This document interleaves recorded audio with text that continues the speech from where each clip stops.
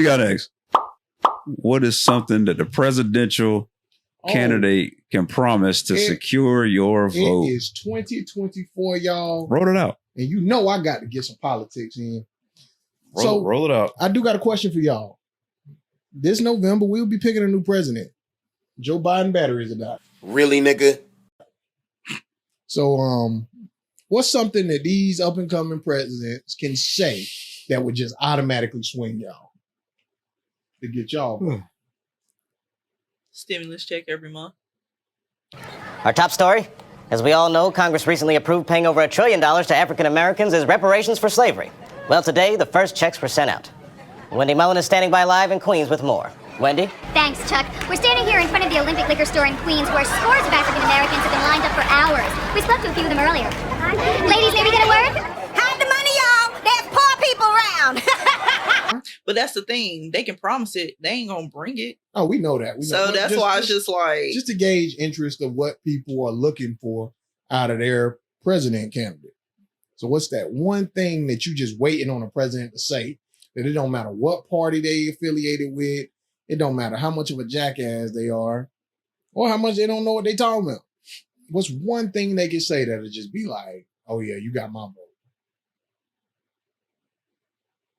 For me, there's no one thing. Yeah, there's got to be like this is an important decision. Yeah, I think so too. I got to trust your temperament. I got to trust your decision-making process. It doesn't matter if you're a Republican or a Democrat. Although I do find the difference in the parties to be interesting. Very different. You know, I have to say I lean more, like when it comes to just concepts and beliefs, I lean more Republican than I do Democrat, actually. Which is taboo to say, you know, in the urban community. You know, because we get such a strong view on, I'm a Democrat, I have to support this candidate, or I'm a Republican, I have to support this candidate. I'm going with the person who's best for America, who's best for me personally. So I line up with the views of the person who's going to support me. So if they start talking about the middle class, supporting the middle class, I'm all for that. I believe Americans should work to have the quality of life that they want. I don't share the Democratic views where it's like, hey, let's support these people for 20 years. You know, no, just because. Yeah, I'm with the pull you up by your bootstraps mentality. Like if you want it, go get it. And if you don't earn it, you don't deserve it. So that's where I say I lean more Republican in my views. There are people in the world who need support, and we should support those people. But I feel like there's a lot of manipulation in the system. It's like a game of good cop, bad cop. I always look at. Absolutely. A lot of the answers are never going to change. Correct. So we going to go down the same path regardless whether you vote Republican or Democrat. We got to go down the same path. And I feel like sometimes they're just playing that game of, hey, we're the good guys versus, hey, we're the bad guys. And nothing going to change about what the decisions that's going to be made for us. But where I was sort of going with this was I am ready to hear something a little different. Progressive. I think it's time that we do go down a progressive, you know, situation. I like some of the stuff Yang was talking about a couple years ago when he was running. I don't even think he's running this year, but I'll check that. So you're saying we need somebody under 55. Yeah, almost like sort of the path where the NFL is going with coaches. Like time to get a little younger. Because I don't think anybody in their 50s or 60s understands what millennials are going through. No. Or what the working class now and not almost retired is going through. It's true. Because buying a house now is different. Saving money now is different. Yeah, buying a car is different. Rent is different. Like everything's different. But the one thing that I would say, if a president just came out and said one thing I think we need to do, we need to shorten the work week. In my personal opinion, I think the weekend is time that I don't know what the hell was it I think it was Ford was thinking when he said a 5-day week in the weekend. Ever since I went back to a 5-day week, my jobs have always been 4-day weeks. Ever since I went back to the 5-day, that shit is tough. How do y'all do that shit? I've always had a 4-day week where I worked as a truck driver, where I worked 4 days and maybe 10-ish hours. I don't know how y'all do this 5-day a week work schedule. Yeah, because I would much rather work 4 days, to be honest. Henry Ford like revolutionized it, but like 5-day work weeks go back to the Bible. You know, that's a 6-day work. That's a 6-day work week. You know, rest 1, work 6, rest 1. Crazy. But we lucky to get them 2. Henry Ford made it 9 to 5. Yeah, and you're lucky to get the 2 with the cost of living. So if you go out here and get a job making $15 an hour and you work 40 hours a week, that's $30K. Really hard to live a comfortable life on $30,000 a year. No, it's impossible. It's non-existent. Yeah, a lot of people have second jobs. It's you would need a second job or really dramatically cut your cost of living. See, that's where, but those are the people who the Democratic Party attacks. Because they're like, hey man, you're getting paid $15 an hour. That's not fair. Don't you need support? Vote for us. We'll give you plenty of support. But the thing is that a lot of those people do not qualify for the support that they're given. Yeah. And the thing about it is, I don't disagree with support. It's just there for too long. It's not that it's there for too long. It's that people manipulate the system so they can continue to get it. So it's there for too long. There should be a cutoff. Oh, yeah. I definitely I'm just starting to see a lot of people being burned out. Oh, yeah. Like I'm noticing a lot of people that I come across. I'm like, hey, you look burned out. Because the middle class is the one, like, you got to think, if you didn't stop working during the pandemic, like at all, like, I mean, there were people that took short breaks because their job was trying to figure out what to do with them. But like, there are a lot of people over the last few years, they started working even harder. Had to. Yeah. So with the cost of living going up, you're working harder. And it's like you used to kind of see a reward with your paycheck, just a little bit. 100%. Now it's just like, I got to work all day, 5 days a week, 40 plus hours. Just to cover the bills. Stressed all day at work.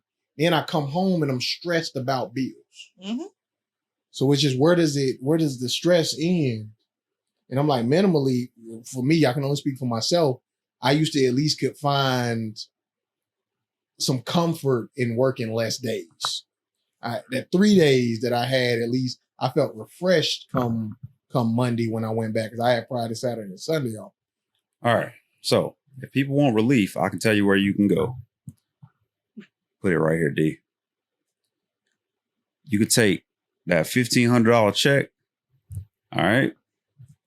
And you can open up Underdog Fantasy and just ride Shai Gilgeous-Alexander. If they say he ain't gonna get 30 points, damn that. Put the whole $1,500 on SGA. Gamble. There's a little bit of money you got saved. There's a risk and there might be a reward. So don't pay your rent this month.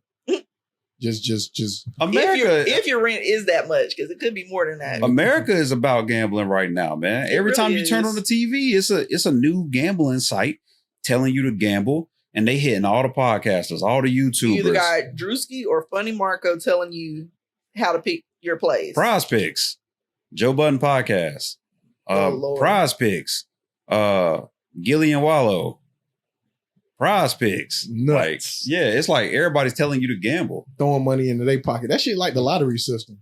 It's exactly like the You're lottery going to lose system. all these times and you might win one. And next thing you know, you in the negative just to pay the dude who won. Nah, I'm good.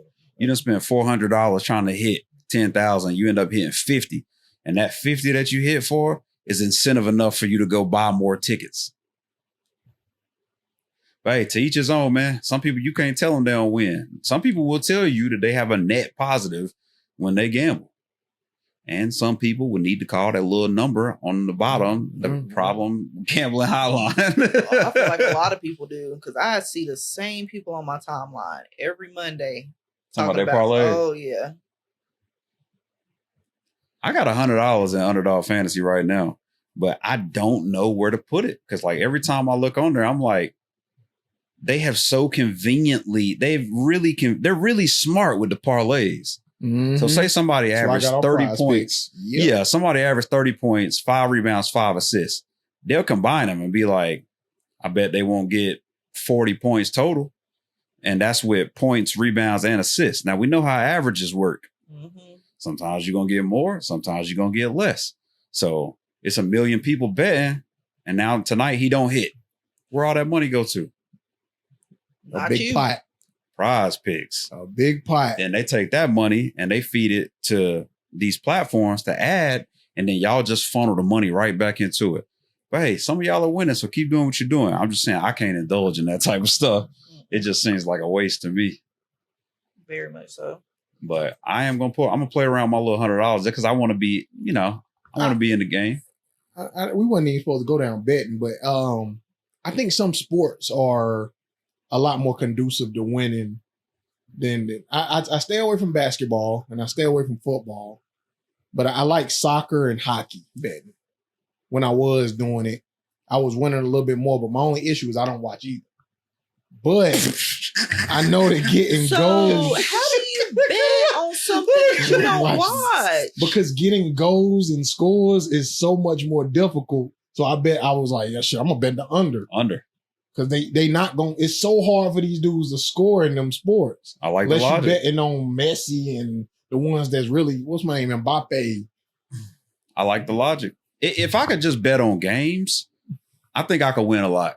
Yeah. But betting on stats, that's how they got y'all. Stats is whooping y'all ass. That's how they got y'all. A lot of y'all don't really know algebra, so y'all put it in the comments how much money y'all spending on gambling. Please don't. I need that per week. How much money y'all spending and how much y'all winning? Somebody on here winning because people keep playing, so somebody winning. Somebody is winning. It's getting to the point where I'm seeing people post on their IG stories, they parlays, and people following that shit.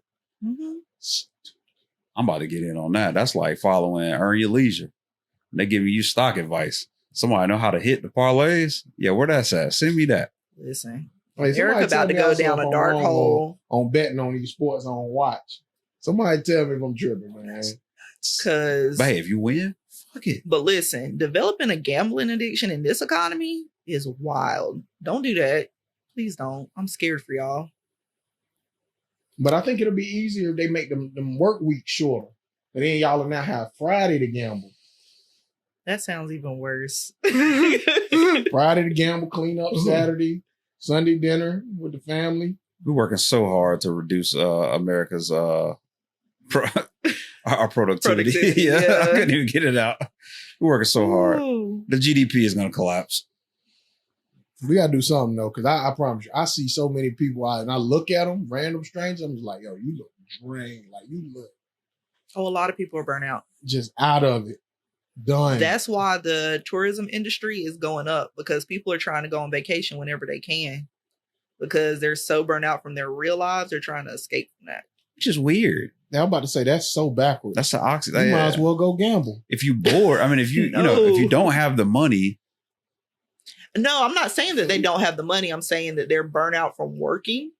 So that's why it's going up. I'm not saying that they don't have the money to do so. A lot of people don't have the money, though. And they still going. Shoot, life is short. Don't listen to nothing I'm saying. Really, none of this is good advice, but we're going to still keep pumping this shit out. Yeah. Real advice is, I mean, if you live by life is short, then you could just go out and spend all your money every day, But like, fuck it. Sure, you can get out here tomorrow. You might as well live on $0. A lot of people are about that. Get a check and spend it, or spend a check and get it right back. What was that song? Spend a check and get it right back. Or I'm here for a good time, not a long time. I'm praying for both.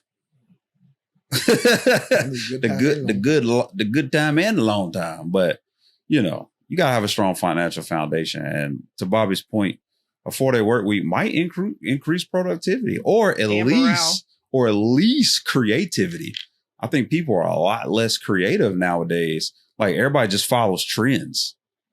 I think that's why we don't get a lot of new businesses. Like when's the last time we had a new business? Like Uber was pretty innovative. Like what's the last big innovation we had? Uber Eats. Nah, like a standalone. Period.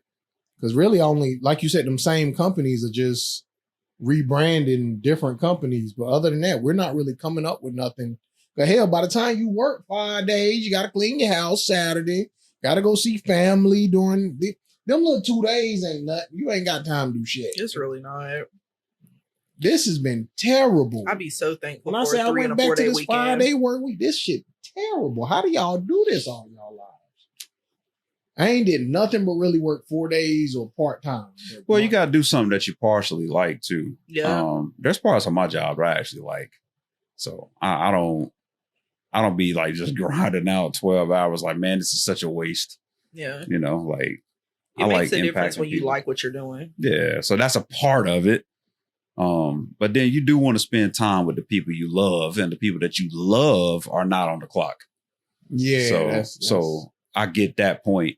It's like, you're gonna give me 5 days for the business and 2 days for the people I love. It's like, it's a little weird. Or what if companies increase their vacation time? I couldn't go to a job that don't give me at least 4 weeks of vacation at this point. Yeah. And if not, then I'm seeing if you can buy vacation time. Buy it, like get them money to get it. Yeah, because Oh, no. I've done that before. Gotten an extra week of vacation. And they just took it out your check. Mhm. I don't know if I want that. I mean, I'm paying for my life back, basically.